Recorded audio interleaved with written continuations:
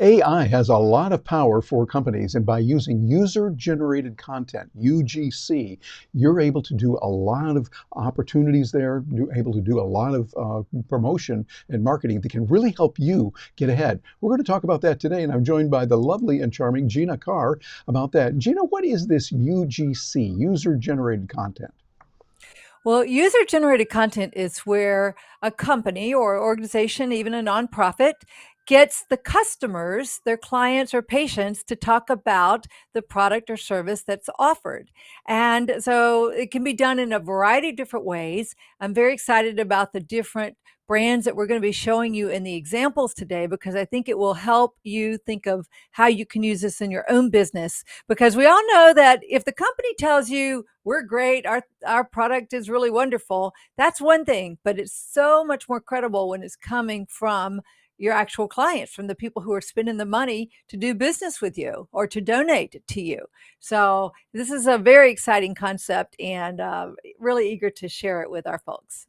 Absolutely. There's a lot of good stuff there. And what we want to do is we want to share with you an article that we saw that's really helpful here. This was in a great little publication I hadn't seen before called AI Contentify. I like that. This article is entitled How ChatGPT, and that's the tool that we all know about, can help with creating more engaging content for niche audiences. Really powerful little article that would be good that you want to take a look at, see what's available, and how you can use that. But they made some very good points here. By using ChatGPT, you can analyze and understand the language and interest of your niche audience and use that information to generate ideas and prompts for user-generated content. This is really powerful. We're seeing Apple did this in a way that I think is pretty powerful. What they did is they had a program called the Shot on iPhone campaign, which showcased user-taken photos highlighting the camera quality of iPhones. They're really good. This campaign not only provided authentic content, but it also served as a powerful testament to product capability. So they're getting double wins on this all the way through. What they did is they had people show pictures like this. Here are the pictures that the people took on their iPhone to say, hey, look what I did. And that really engendered a lot of loyalty, even more loyalty, because people say, hey, how did you do that? What filters did you use? What settings did you use, etc. They got to know their iPhones more, fell in love more with their iPhone, and hey, that's really good for Apple. Good thing to do. And you need to think about how you can do that in your own company. See, what AI can do is it can analyze the shot on iPhone submissions to understand how customers are using their camera features, aiding in product development and in marketing. That gives a double benefit to the people at Apple. And I can see this could be used in a number of different places. Gina, what would be some areas where you would see this kind of technique would be used and the benefit to companies? Well, I see that it could be used by any number of organizations. And what I really love about it is that they've folks are out there taking their photos anyway. And so by running a campaign like this, it encourages people to use the hashtag, which is so very simple to do. So they're doing the photo, there's using the hashtag, and then the company, in this case Apple, can easily search for that hashtag and repost those same photos that were being used. And with that comes comments. And people are generally going to, well, most everybody's going to, their photos are going to be seen a lot more on, if when Apple repost, than when they posted themselves. And the folks, Apple in the comments, going to be able to see people who said, "Oh, I didn't know you could take a photo like that," or "What kind of filter did you use?" or "What kind of setting did you use?" As well, they'll see people who say, "Well, I tried iPhone for that and I didn't like it." So I think what part of the value is, they're going to see the negative responses, which will really help them to address their client concerns and craft a whole much stronger marketing campaign for their products. Yeah, I think all the way around. The user-generated content is what we're talking about, and then empowering that with AI, like with ChatGPT, because you're going to be able to get the kind of response that you want. You're getting market research. You're finding out what people are really looking for and what kinds of tools they're using, what challenges they have, what they like, what they don't like, and how you can address that. Plus, you're getting a huge boost in marketing. People might look at it and go, hey, I couldn't do that. I didn't know you could do that with my iPhone. And so now they'll start doing it. I think, Gina, it's just a win all the way around for everyone on that. And there's another example that used this same kind of user generated content, and that's with Lowe's Hotels. They had a hashtag welcoming you like family campaign that showcased guest experiences, emphasizing the brand's commitment to hospitality and personal touch, really important, leading to increased customer trust and bookings. That's really good, what they want to do. And so what they did is they let people take pictures of their experiences at Lowe's Hotels, where they were around the world having fun with family, with friends, and getting a chance to just experience life, so that it created a real bonding between Lowe's and their customers, people who stay at hotels a lot like we do, because as speakers, we do that a lot, get around. And you see what they did is they now can also analyze the guest reviews and the photos and understand guest preferences and experiences, aiding in service improvement and in targeted marketing. So it wins all the way around for everyone else. And I think this is the kind of thing that you're getting more good marketing, you're getting good feedback on what customers want. So it's great research. Gina, I'm thinking this is another win for AI, like ChatGPT, Perplexity, tools like that, Claude, that can then do that kind of analysis and bring it in. What are your thoughts? Well, I think this is a great example of how it can be used in a service business. So if you're a service business, you're saying, "Oh, I don't know how I could do this." Well, here's a great example for that. Previously, we looked at a product business with Apple, but now with Lowe's, I I had opened up some of those photos earlier and saw some of the captions. And the captions were talking about how they loved this specific hotel, what they liked about it, things that the staff did to make them feel welcome.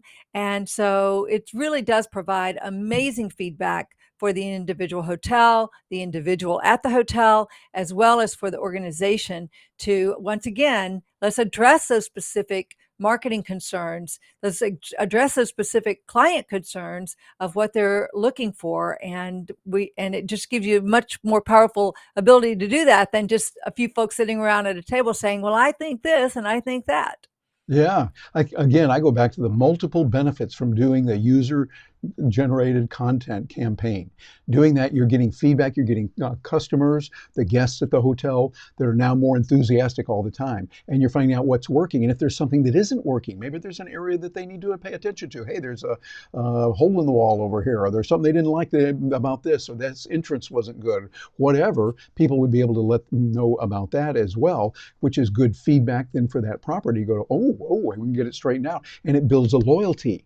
Now they feel even more inclined to want to go to Lowe's versus some of the other guys.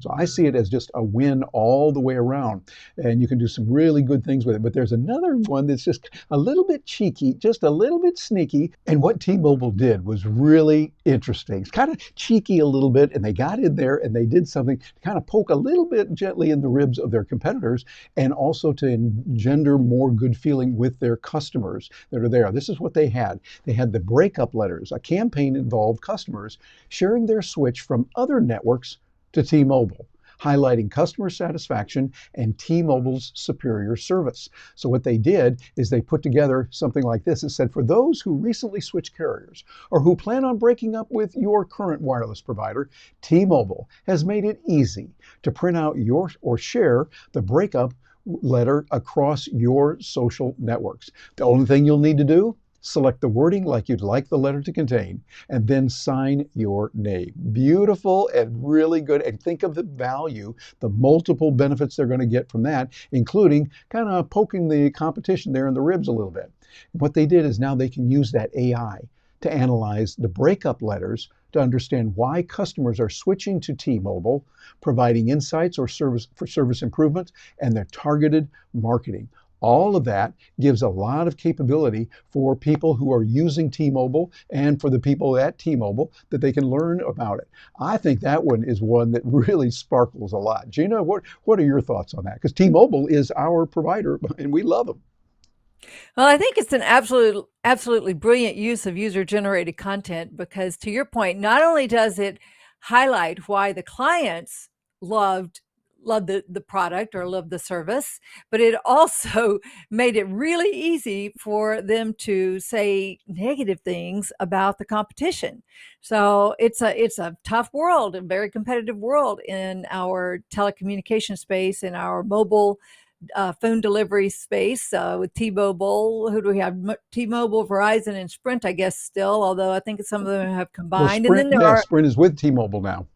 okay, and then there are other carriers that I don't even know some of the names of them right now, but this is really brilliant and I love it. I think it's one of the smartest ones that we've seen. Okay, well, Gina, we're going to tap into that genius brain of yours now and find out, okay, our viewers are probably going to say, well, I'm not T-Mobile, I'm not Lowe's, I'm not Apple, but they can use those principles. And that's the whole point of this episode that we're sending you today here at Stark Raving Entrepreneurs, so that you can take that idea. Gina, what would be some examples how others who say are in a professional service space, maybe they're a speaker or they might be an author, maybe a coach or a consultant, how could they do something similar to this?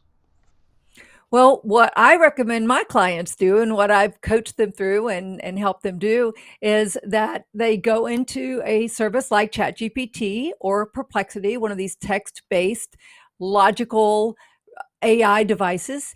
And after you've told it about your company and about what you do, then you ask it for suggestions of a user generated campaign. Because this is something that it's kind of a little hard to think about. I think this is a more challenging marketing opportunity than some others. And then after it's giving you some suggestions, and typically I would say, give me 10 ideas. And then from those 10, I would pull and say, well, tell me more about these three. How would that actually work? And then what would be some pros and cons? What would be some risks of doing a campaign like this? So using the amazing power of AI, we can get all that information. We can think of things, it will think of things that we would never even think about that might Yeah. happen and that you'd want to be aware of. And so I love using AI to make my life easier, to make our clients' lives easier, to be able to do things faster, cheaper, better than before. And so that's what I would do in terms of getting the information and then laying out the campaign.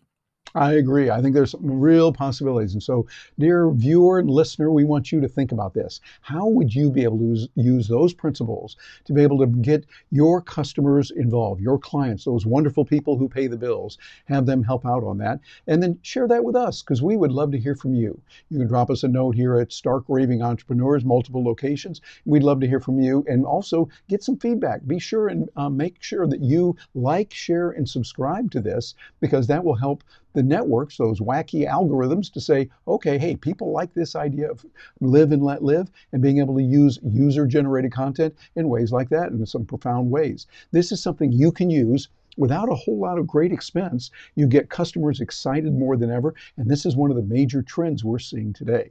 So focus on that as we look at live and let live. That's what we're all about here. The idea of you doing what you want to do, don't harm others, and don't take their stuff. We call it the non-aggression principle, NAP, where you do what you want to do as long as it's peaceful. That's all right with us.